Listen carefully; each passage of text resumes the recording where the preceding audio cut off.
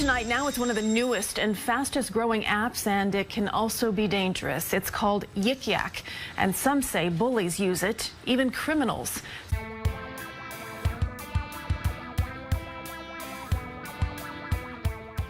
I define Yik Yak as an application for mobile devices that allows people within an immediate area to anonymously comment and remark on the things that are going on around them, or basically whatever's on their mind at any given time. Well, I don't know much about it, but I think it's a social media where people post anonymously information about the general area within some radius.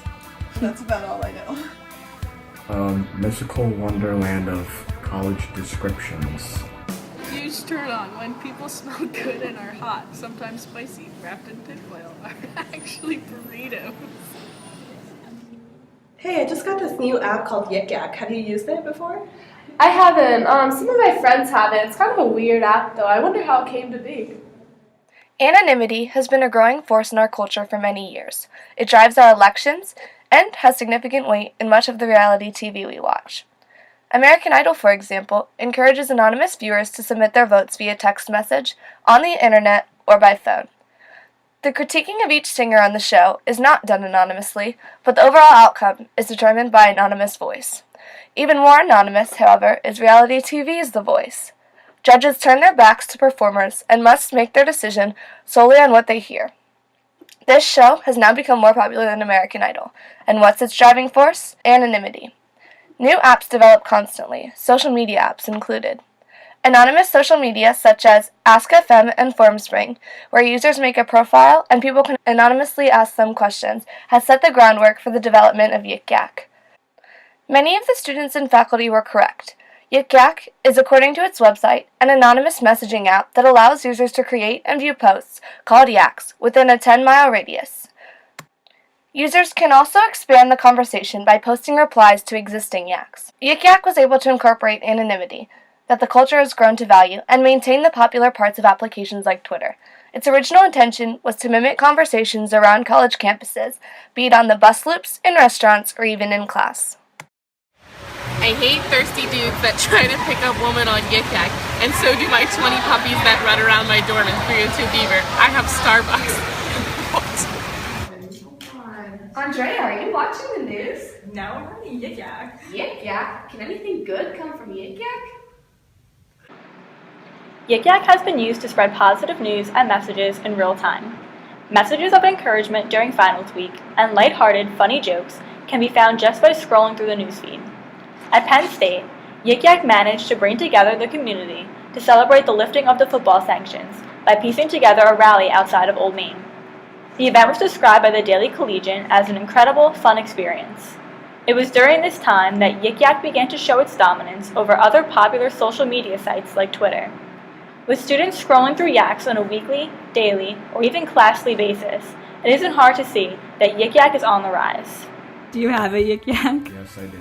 How often do you use it? Like once a class. Probably usually multiple times in class. I used it for a while and I kind of didn't particularly like it just because I was uncomfortable with some of the vulgar things that were being said on it and that it was being used I think, in a very destructive manner. So I pretty much deleted it and don't really use it anymore. It was like last time I was on there talking about Ferguson, and I think times before that. I guess there's some blatant making fun of people in my like organization, like lots of fraternities and sororities get made fun of on there. So I guess that's pretty controversial. Although there are positive sides to the use of Yik Yak, this form of social media can easily be abused. For example, in early December, there was a protest at the Hub that raised awareness about the events happening in Ferguson, Missouri. Many negative and hurtful comments were posted on Yik Yak regarding this protest, and it reached a point where the vice president of Penn State sent an email to all students condemning the negativity.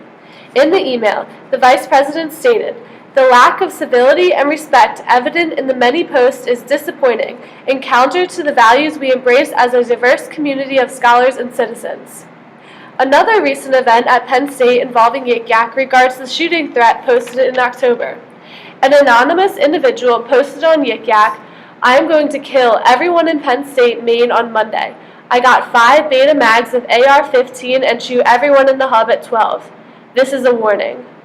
This yak instilled lots of panic and fear in students, faculty, and family members, and police had to get involved in search of the identity of the anonymous poster. Eventually, police found the student and arrested him on charges of terroristic threats. I don't let people into my frat parties because people not in Greek life are peasants. Well, you're a peasant.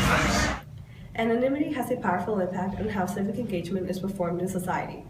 It allows people to say and do things without having fear of being caught and reprimanded. Intertwined with social media such as Yik Yak, anonymity allows the civic to be performed in a more blindsided manner. People may publicize some posts and converse among each other, but the use of identity and recognition is lost along the way. There isn't room for interactive dialogue due to this anonymity of every user that makes it difficult to differentiate which user is which. Lacking the ability to place a name or a face to a post and people to receive the sort of a civic interaction that would have been admitted when talking to actual people without anonymity.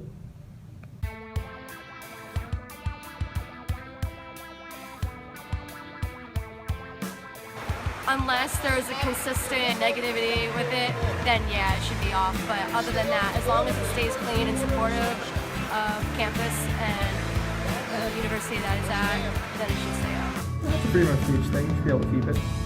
Well, that's kind of where it started. I'd be banning the app as a whole. Then I think it should be monitored, and whether it be lightly or not, like there should be some sort of monitoring of it because it does get out of hand, as we've seen in previous experiences. So. Yik Yak did not respond to CBS 2's requests for an interview, but its website explains the company approach, saying, quote, anonymity levels the playing field. It gives people a blank slate to work from, removing all preconceptions about them. But experts disagree and warn that it's the anonymity itself that leads to trouble. When people are given a voice, controversy will exist. When anonymity is added, controversy increases. There are distinct, useful, and fun pieces of Yik Yak, and distinct harmful and negative pieces as well.